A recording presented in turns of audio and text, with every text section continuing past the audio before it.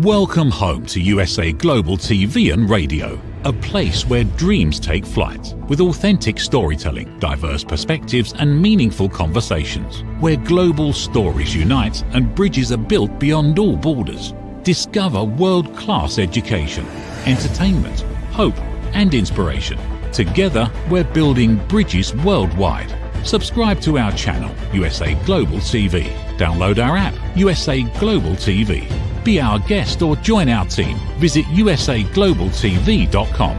Thanks to our founder and executive producer, Dr. Jacqueline Kerbeck. Music score by Yeffy Tang from Cloud Road Music. Voiceover artist Mike Porter. Creative direction by Paul Garcia. USA Global TV and Radio, your home for global connection. All rights reserved. This video and its contents are the exclusive property of USA Global TV and Radio. Unauthorized use, duplication or redistribution in any form is strictly prohibited.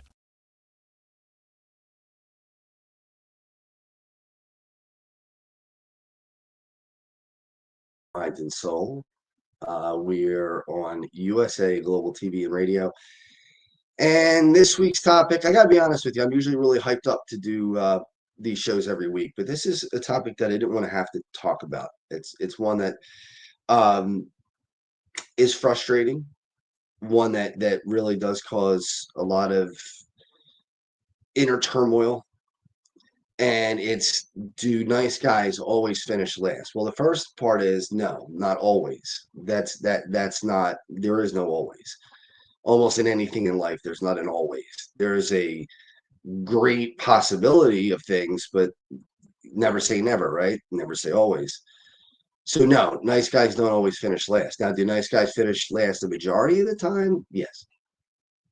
I think it's been proven time after time after time that I've seen there's a woman who does a commercial about a formula that she's come up with to help men attract women. And part of it is, her pitch is, are you a nice guy? And if so, that's a problem. That's why you're not getting women to go out with you, because you're too nice. And if you're too nice, you can't, women can't see you as anything more than a friend or anything more than, a nice guy, a good guy. And somebody actually one time, not long ago, a friend of mine called me vanilla because I'm a nice guy. And let me tell you something, that starts to get old after a while. I'll be honest with you. I mean, that really does. It's frustrating. It's, you don't want to, as a grown man, and even in college, I did this. I was always nice to people because I wanted to be nice to people, guys and girls. I'm heterosexual, but I was always nice to everyone. I would, put myself second a lot, and I would put people ahead of me a lot. Not all the time, but a lot of the time. And it seems like today, I do those things. And I'm giving you my perspective. I mean, if people don't agree, they don't have to. It's fine.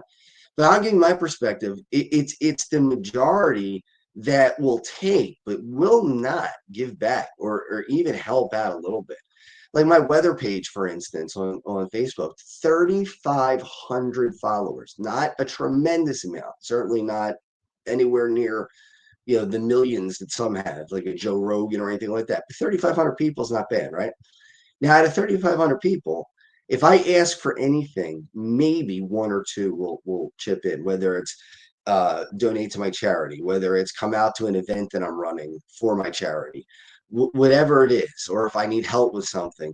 I mean, it gets frustrating after a while. But yet, if it's snowing in Philadelphia and they want to know how the weather is and they want to know what my forecast is, 3,000 people will be watching. 4,000, 7,000, 10,000 will be watching. Some will be texting me. What do you think? One texted me. I remember this one in particular because it was a very scary one for me. My grandfather's being buried tomorrow and it's supposed to snow. What time do you think it's going to start? And do you think we'll be able to get the funeral in? Now, you know what kind of pressure that is to try to come up with an answer to a question like that? I mean, I'm for number one, I'm not a pro. Number two, as good as I am at it, and even if I was a pro, that's like trying to, know exactly where a penny's going to fall if you drop it from the Empire State Building. You know, not only what street is it going to fall on, but what part of the sidewalk, and if it bounces, where's it going to bounce exactly and stop? I mean, that's what you're asking. You're asking the impossible. Yet, I had a signing with two major flyers, Brian Propp and Mark Howe, on Saturday. Two great guys. Now, they deserve to make a living, and I had to pay for it, for them to come out and spend 3 hours signing autographs. And when you see 5 or 6 people show up, when you've reached out to 40, 50, 60,000 people, again, hard to take, not easy to accept. And I don't even make a salary for Checkmates. It's not like I'm making money, and if we make 10,000, I'm going to make 3,000 of it, or if we make 100,000, I'm going to make 30,000 of it. No, it doesn't work that way. All the money goes to the charities. So there's frustration there. And then going back to this lady's name is Marnie the Wing Girl. She calls herself on the internet, and I think her stupidity is just off the charts. I mean, I'll just be honest with you, to be blunt.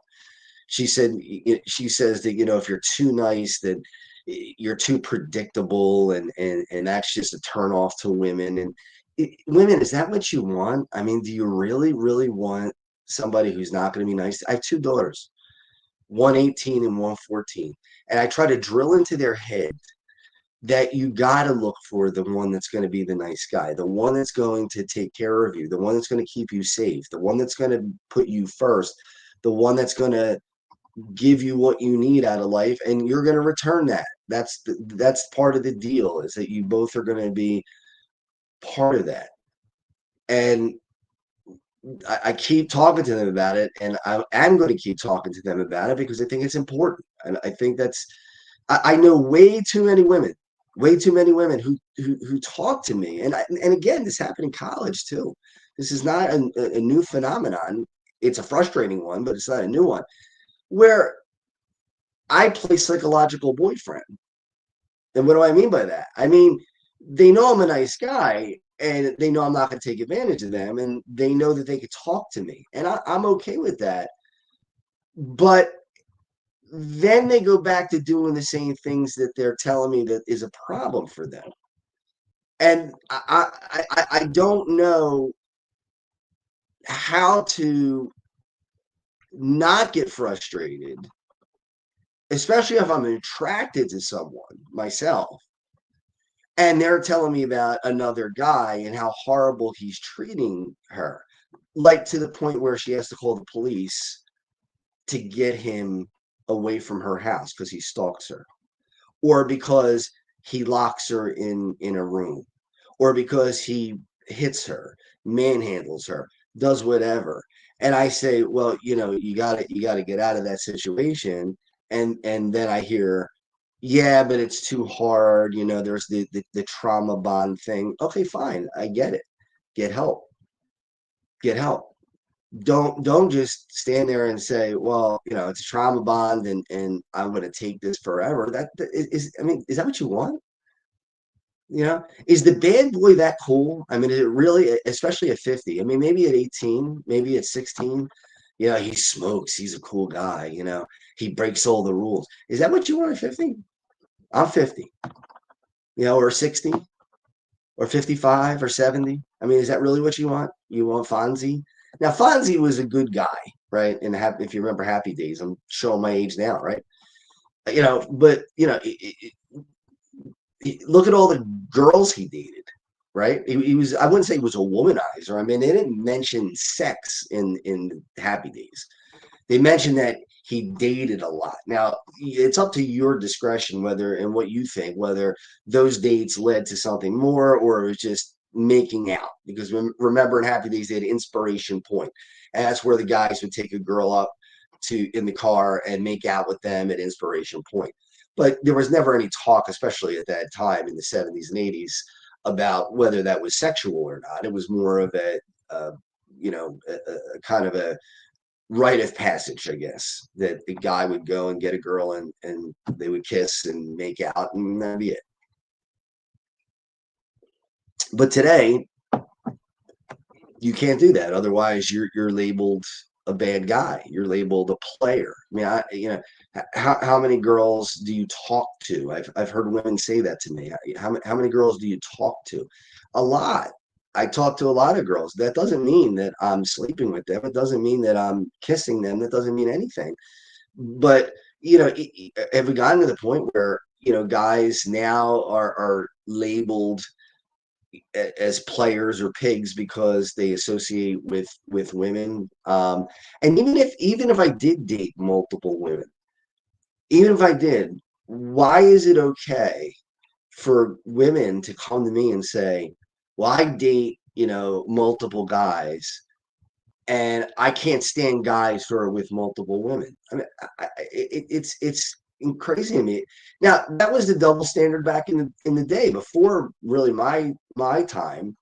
In the 60s and 70s, and even probably part of the 80s, there was a double standard where if a girl dated a lot of guys, she was considered dirty and a girl you wouldn't want to go out with, a girl you want to stay away from. And if guys did it, it was cool. And they would talk in a locker room about how many girls they were with and that type of thing. So there was a double standard for sure. It's now reversed itself. It's actually reversed itself. I'm not saying that we should all go out and do whatever we want with whomever we want, whenever we want. But you know, you can't have it both ways. You can't have women who are saying that you're a good guy, you're too vanilla, and then expect you to be sideshow psychologist and help them through things, or be a support um that a boyfriend should be, not just a friend, something beyond that, something that you it's and everybody knows what that is. I don't think that people don't know what that is, what a real relationship is. I think they know. I think they may ignore it, but they know what it is. And it's frustrating, I'll tell you right now, to me, because I've towed the line my entire life. I've always done what I thought was right, to my detriment at times. I have been used, and I think that angers me the most. Is not so much that they did it, but that I allowed it to happen. I think that that's probably the part that irks me the most. Is I've gone back for more.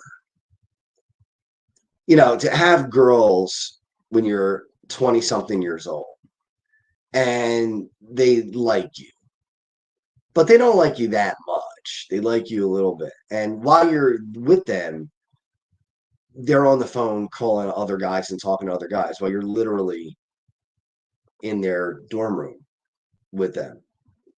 I mean, really?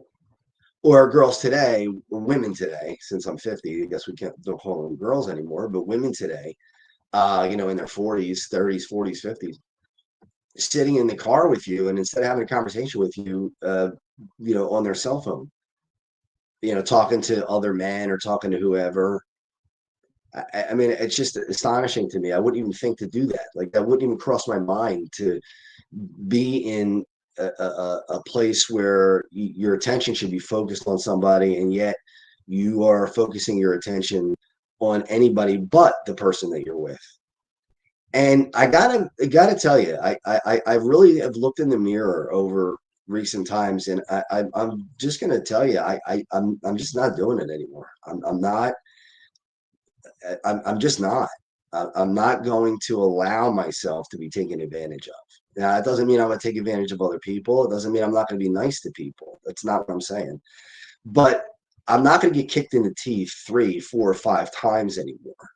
It's once. Once you do it, then we're done. That's the end of it, and that's just the way it's going to be.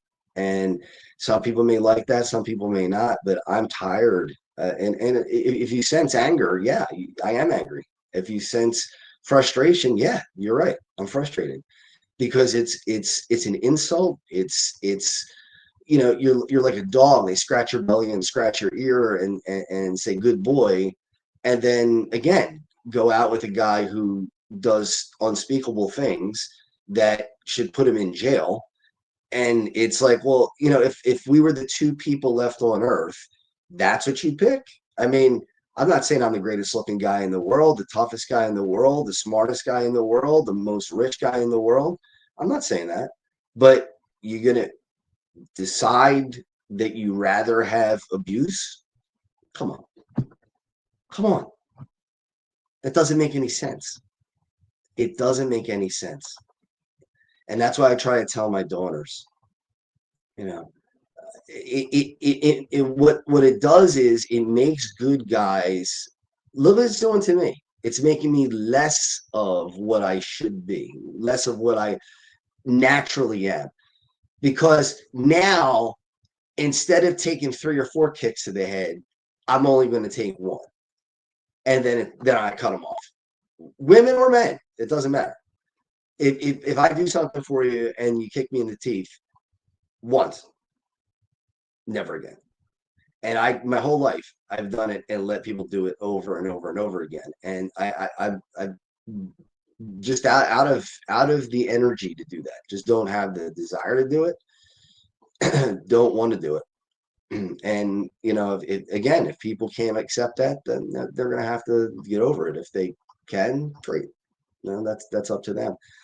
It's the other part of this is you can't do anything nice anymore without somebody thinking that you have ulterior motives. If you're nice to a woman, and again, this Marnie, whatever her name is on the internet, she's called the Wing Girl. That's her nickname, Marnie something, the Wing Girl. And if you do nice things, like what are you after? Are you after sex? Are you after uh anything physical? Are you after me romantically? Why can't you do something for somebody just because you want to do it, because you want to help them, you like them as a person, and you think they're worth spending your time on them? Or if it's a guy and you're heterosexual, if I help a guy, does he think, well, is he trying to do that so that I'll pay him money later, or I'll somehow I'll he's doing it for whatever reasons. I mean, when I was a kid, we used to have adults in school who there was a priest. I'm Catholic, and we all know about the scandal in the Catholic Church and what's happened. I don't think that's a secret anywhere. I think that's pretty wide open. And this was around that time, but that doesn't mean, again, always is a loaded word. That doesn't mean all or every priest was like that. And I was an altar boy, and we had several altar boys. And his name was Father Martin Choppy. I just found out he passed away, which really was heartbreaking because he was a great guy. But Father Choppy one day talked to the teacher, just whispered in her ear, and she said, "Boys," to myself and 3 other guys, go with Father Choppy. He's got something to do with you." So we didn't know what it was, and he wanted to thank us for being such good altar boys and serving and helping, and really being by his side and helping him through whatever he needed. So he took us to Independence Mall in Philadelphia. I'll never forget. It was so fun. I mean, we went and we hung out, and then, oh my goodness, I mean, this is just shocking and terrible. He took us into his apartment, and he had us drinking soda, and I remember he had cookies, and he was a younger priest, so he liked music that was like 80s music, and we were listening to it. I remember George Michael was one of the CDs. He had a putting game in his house where you could putt and try to, and it would spit the ball back out you, and you could back out at you, and you could putt and knock the ball, try to sink the ball again in golf. And we did that all afternoon. We had such a great time. Can you do that today? Well, I mean, there's no way. There's no way that could happen today. It's impossible. Because if you did that, the first thing that people would say, the first thing would be, oh my goodness, that person's a pedophile. First thing. He did absolutely nothing wrong. Nothing. He treated us like kids because it was the 80s. Now, yeah, I get it that we have to be careful in this day and age. I get it. But at the same time, man, is it every good thing that you do looked at as the payoff that I'm looking for? What is it that I'm going to get out of this? If it is, I mean, how much more can good people do? What do you want from us? I mean, what is it that you want? I mean, I wish somebody would tell me, what is it that is so attractive about people who are just not good people? If you need the police called on you because you're harassing someone, you're not a good person. Oh, don't judge. Yeah, I'm judging. I am judging.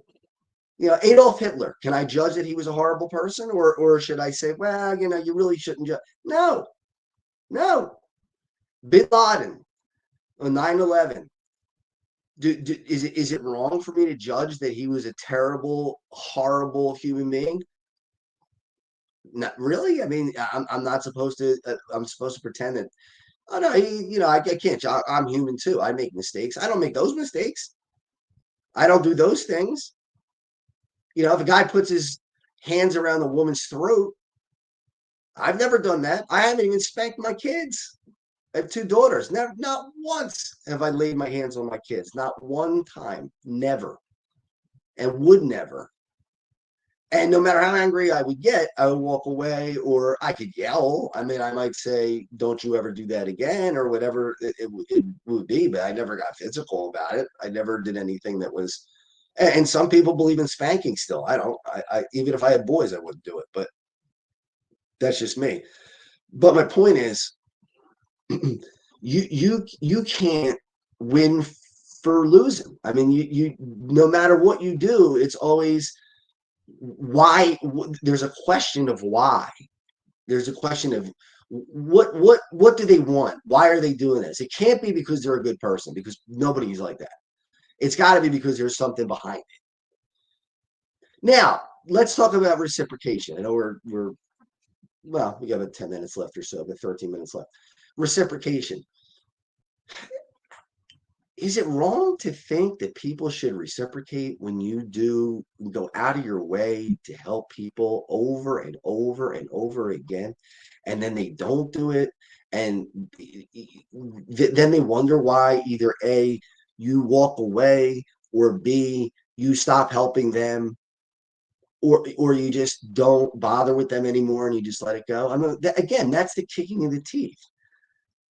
If somebody says to me, look, I'm down on my luck, I need to borrow a few $100s, and I give them a few $100s. And then they become rich, and I'm down on my luck and I need a few $100s. They say, well, I don't really give out money, and I don't believe in lending money. Well, you believed in it when I lent it to you, but you don't believe in it now because the shoe's on the other foot. I've heard people talk about social programs like that. I remember a friend of mine, it probably cost me the friendship, but he was dead set against social programs. That's fine. That's your opinion. If you are against social programs, you have the right to be against social programs. If you think that unemployment's bad, if you think Medicare, Medicaid is bad, if you think that CHIP is bad, if you think that food stamps or whatever, you think that's wrong, that's your right. You can believe that if you want to. If you think handouts are wrong, you can believe that. But here's where I have a problem. When he was unemployed, he took this unemployment benefits. Okay. So all these years you've been preaching about handouts are bad. This makes America terrible. We can't take handouts. We're not going to do that. He loses his job. He has to feed his kids. Now, I would do the same thing. I would take the handout. I would take the government money in unemployment, and I would do what I could to feed my kids. So I don't think he was wrong doing that. But what I did ask him was, I said, well, now that you got a job, he called me up. He said, I got a job. I said, great. Congratulations. I'm glad for you. I'm happy for you. And I was happy for him. I said, but I got a question for you. He said, what's that? I said, when can I, as a taxpayer, and the rest of the taxpayers in the United States expect your check? And he said, what check are you talking about? I said, well, you're going to pay us back, right? For the unemployment that you took all that time, that, that was a handout. So if that's a handout and you don't believe in that, you probably should pay that back, right? You should, I'm not saying all at once, but you can maybe make monthly payments or whatever. Now that didn't go over real well. That was something that was, and that's just a microcosm of what's going on in this world today. It's, if it doesn't benefit me, then I really don't want to be bothered. Now, again, I'm not saying everyone, I'm not saying always, but I am saying a majority. It's sad, but it's a majority. It's not. And then, God forbid, a good person does something bad. It does, and when I say bad, I don't mean something like illegal or something, terrible. But they make a mistake. Then all of a sudden they're branded, oh, well, this is a bad guy. So I decided that I want to go out with 3 or 4 girls at one time and date them. Then all of a sudden I'm a player. And then you're labeled forever as a player. And then you're no good anymore. Even if you say, wait, I shouldn't have done that. You're expected to, well, you're a good guy, so you shouldn't make those mistakes. Well, guess what? Good guys make some mistakes too. We're not perfect. And how do I know I'm a good guy? I don't have to tell everybody how I'm a good guy. I live it. I've done it. And people who know me, I don't tell every story about what I do. I don't go around preaching about, oh, I did this for this person, I did that for that person, I did this. I don't make a big have a parade for myself when I do something good for somebody. Most people have no idea what I've done for people. And there are some people who've done incredible things for me too. That either A, I've told people, or B, it's just between me and that person. So I'm not saying it's not never reciprocal, but I will tell you this, it is a lot less reciprocal. And I tell the story of John, and this is not to toot my horn, but I've told this story many times. When I went to Cleveland and I bumped into this homeless man, John, he said he needed money, and he said for $10, this restaurant nearby, this delicatessen, would give him a ton of corned beef and piled up real high and French fries for just $10. So for him, they would do it because they felt sorry for him. So he said, do you have $10? I gave him 20. And I said, listen, just have 2 meals, right? You could have one for lunch or dinner, or maybe have one tonight for dinner, and then one tomorrow, for whatever. You know what John turned around and said to me? He said, how about you come and I treat you to lunch? Now here's a guy that's down to his last $20, his only $20, which originally was my $20. And I gave it to him. And instead of him saying, hey, thanks, man, I appreciate it, and walking away, he wanted to treat me with half of what he had. This is a homeless man. Do better, people. Do better. When you have it, give it. That's the kind of person that we need. And you know what? How many people probably walk past a guy like that and say, oh, what a loser. What, this guy doesn't have anything going for him. He's homeless. He's lazy. I can imagine, and I don't have to imagine. I've heard it. I grew up in the Philadelphia area, in the city, and some of the stupidity that came out of the mouths of some of these people were incredible, about how they knew sociology and understood things that they never would be able to understand. And they would say things about homeless people. Oh, you can't give them any money. They're going to smoke crack with it, or they're going to buy alcohol with it. Well, A, you don't know that. And B, if that's what they do with it, that's not on you. That's on them. You didn't give them the alcohol. They made a choice. So no, it's not a mistake. Rachel said, and Rachel, thank you for commenting in. She always does. She's very loyal to the show, and I appreciate it. And Antoinette, too, her daughter. So, hey, Justin, this is what I never understood about guys who are players. Why have multiple girlfriends? It's cheaper to have one. It is true. It is cheaper to have one girlfriend than it is. Well, it depends. It depends on the girlfriend. I have a friend right now who is a girl. She's not a girlfriend, but she's the one who called me vanilla, which I gotta be honest, stuck in my craw a little bit and still does. But she's talking about a guy who is after a girl for the last 5 years. The girl doesn't want really anything to do with him other than a little friendship, and he spent $10,000 fixing her car. That's one girl, but he spent $10,000. So his hope is that if he's gives her enough, that she'll finally turn around and say, "Oh, you're my knight in shining armor." This has got to end. This stuff that's a track to nowhere. You can't do it. Have some self-respect. I'm not going to go and beg anybody for anything. Now, does that mean I don't get frustrated? No, I do get frustrated. But if you know, I'm not spending $10,000 on somebody's car and then pat me on the head and say you're a good guy, and then go out with the guy who just got out of the paddy wagon. I'm not doing that. And again, I find this more because I'm a guy, I guess, and maybe it happens to women too. I don't know. It probably does. There are probably men who go to other women other than their girlfriend or the person that they want to be with, and spill their guts and get the emotional support that they need.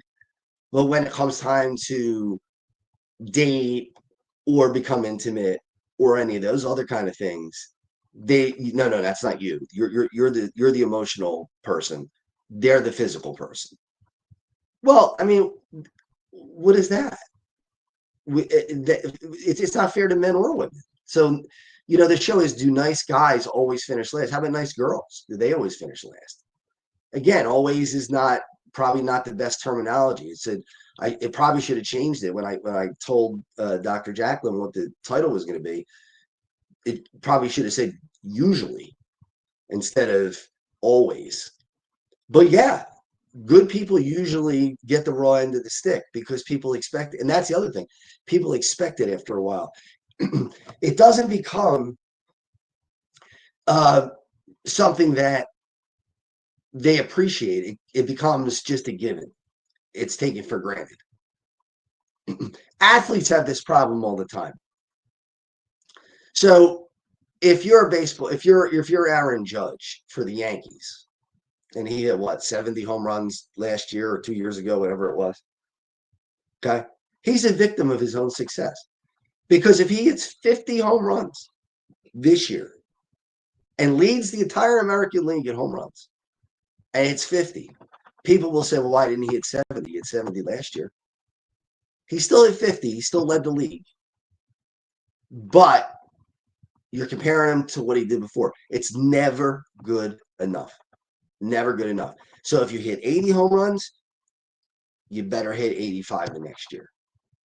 There's no satisfaction. You're a victim of your own success. You're a victim of your own kindness a lot of times. That's the same thing. It's well, you've done it so many times in the past, so I would expect you to always do it. That's the way it works, right? Well, not anymore, and not in my case.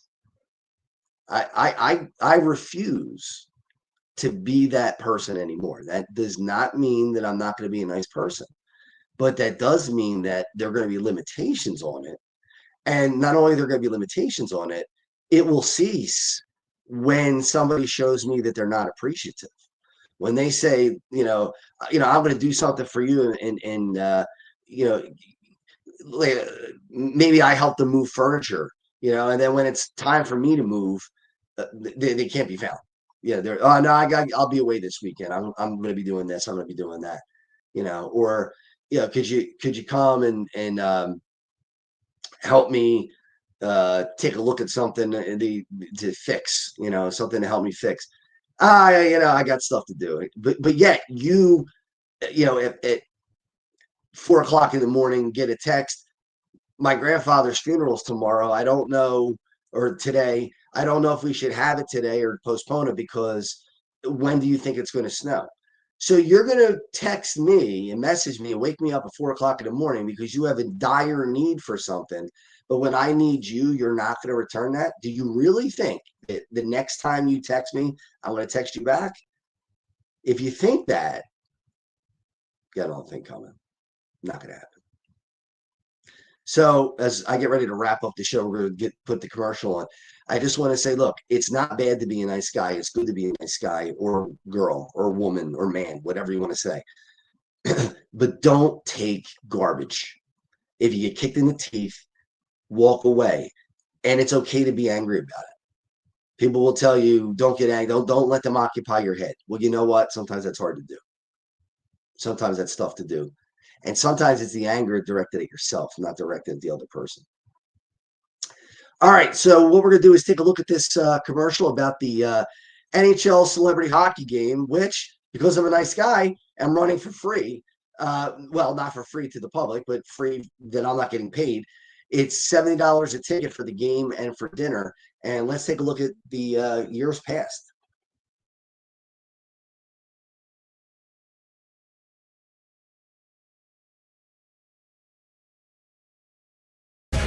I just want to tell you how thankful I am that you came out tonight and helped us out on a very special evening. Crohn's and colitis are terrible diseases and they affect a lot of people, not only in the Delaware Valley, but all over the world. And hopefully we can find a cure someday.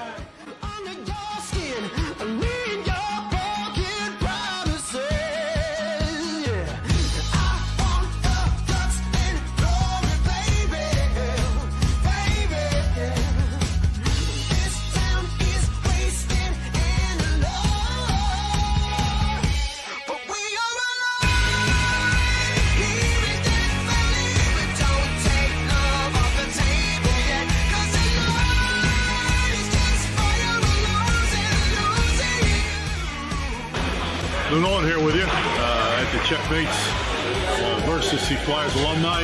We had a great time this afternoon. Game was close, and we're all here for Checkmates Charities, which is the real reason that everybody's here, not only the players, but all the fans that were here. It was a great day, and we're really happy to be here.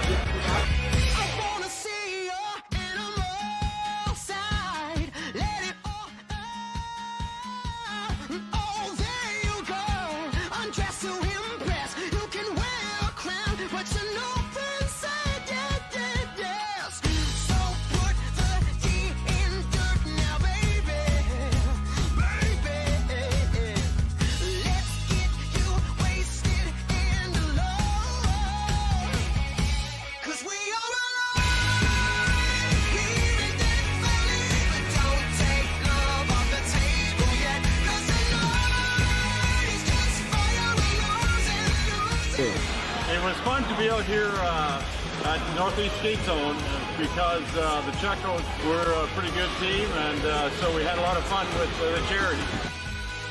And it was good because they took it easy on us old guys. So we had a good time. So anytime you can do something for charity, and I know a couple guys on the other team, and just be on the rink, we all go have fun. Good times go. I'm either gone in an instant or here to the bitter, and I never know what I've got. I want to thank my family for all that they did to help me get through this, and there's a lot of planning that get done. It has to get done. I want to thank Nick's Roast Beef and Common Avenue for all they've done. Dr. Creative for saving my life and finding the disease and treating me for so long. And the Flyers organization for all they do to help us raise money every year. So thank you, everybody. I appreciate it.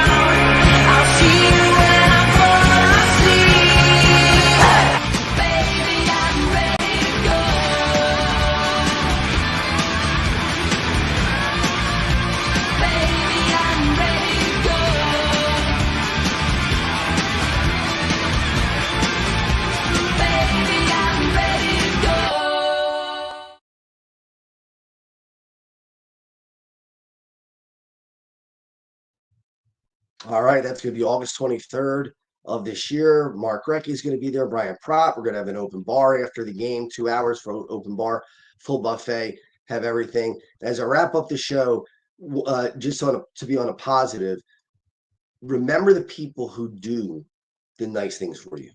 Don't just dwell on the people who have not.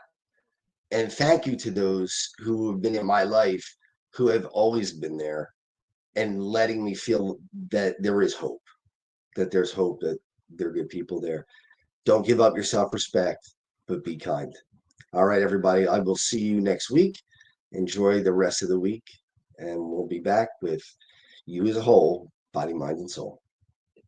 From the magical world of the amazing adventures of Lady Ella comes a heartwarming new journey filled with kindness, courage, and compassion. Lady Ella, the beloved ladybug and listening mentor, is back, and this time she is not alone. Meet her brave and thoughtful brother, Lord Jack. Together, they take flight on their very first kindness adventure. Along the way, they meet 3 new friends in need: a duck feeling discouraged, a mouse struggling to be understood, and a busy little bee who's completely lost. But with the power of elevated listening and simple acts of kindness, Lady Ella and Lord Jack show us how understanding and empathy can make the biggest difference in someone's day. Written by Dr. Jacqueline Kerbeck, the listening mentor, this 9th book in the best-selling Lady Ella series teaches children ages 5 to 10 the essential skills of listening, kindness, and etiquette. Now available for pre-order on Amazon. Scan the QR code and order your copy today.